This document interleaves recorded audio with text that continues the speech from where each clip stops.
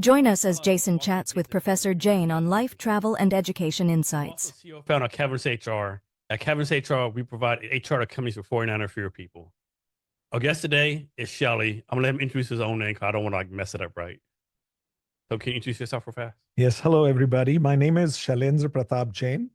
I'm a professor of marketing and international business at the Foster School at University of Washington. Really happy to be here. And how long have you been a professor there? At the Foster School, I've been there for about 16 years. Since graduating from New York University's PhD program, I have been in the academia for about 30 years. Okay. So we do a deep dive of all the great things you're doing. But first, I like to ask people this question, like, what do you do for fun, your hobbies? Like, how do you take care of yourself, all that kind of stuff, so to speak? So my wife and I love to travel. We like food a lot. We also love watching movies and series. I read a bit, and we now relax at home, which is part of our joy, and just chilling out. We have a daughter who's going to the Tisch School at NYU, so they keep us busy quite a bit, and that's a lot of fun as well. So what's the last place y'all went to as far as traveling?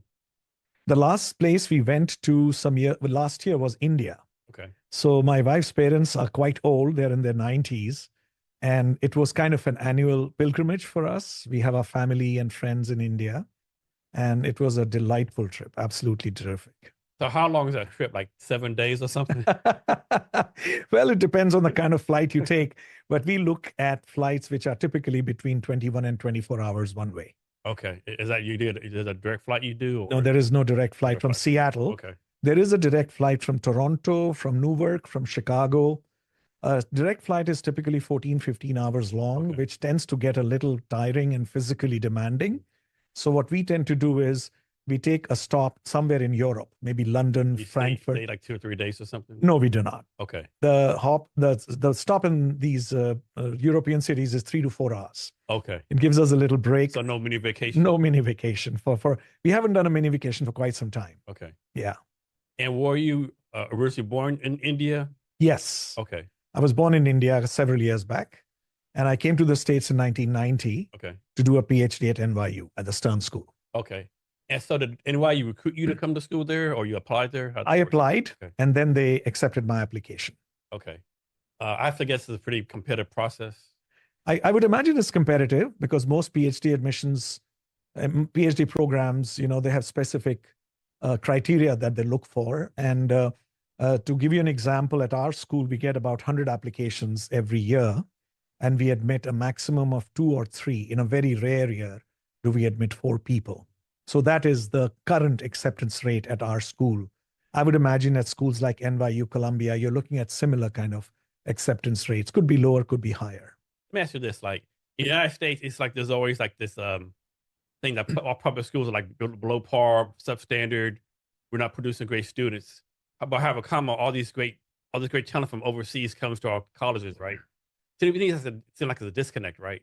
Any reason why you think that is? The disconnect between the quality of the school and quality of the people? Yeah, as far as like, United States, we always complain about public schools where we're behind the world and all this stuff, we have all the world's best students want to come to our college. Yeah.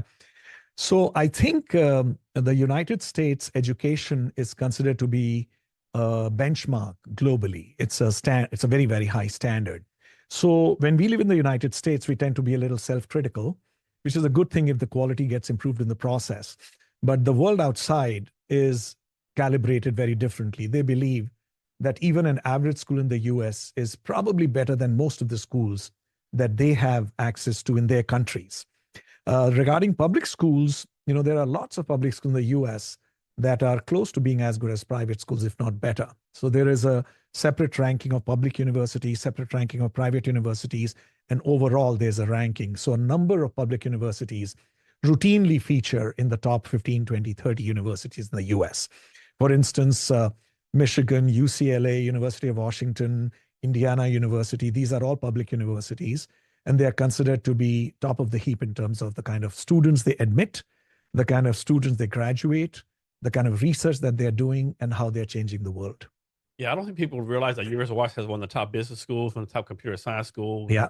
One of the top human design schools, and I don't think a lot of people realize that. Yeah, University of Washington, in my opinion, is still a best kept secret, not just in the world, but even in the US, even Yeah. locally.